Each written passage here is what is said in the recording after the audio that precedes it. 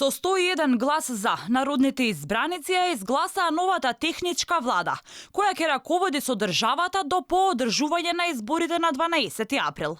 Откако Зоран Заев си даде оставка, на чело на преодната влада доаѓа Оливер Спасовски, кој ќе биде технички премиер.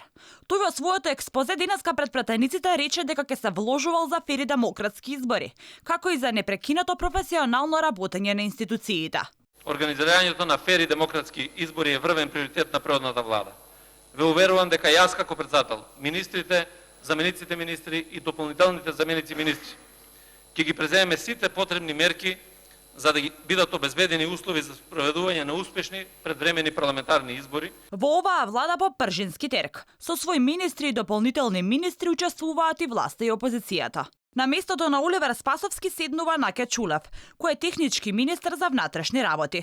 На столчето на Мила Царовска, која сега ќе биде вице-премиер за економски прашања, дојде Рашела Мизрахи. Останати дополнителни министри од опозицијата има и во Министерството за земјоделство, финансии и јавна администрација. Приоритетна цел во наредниот период на мене како технички министер за внатрешни работи на Република Македонија пред се ќе биде организирање на мирни, фери демократски избори.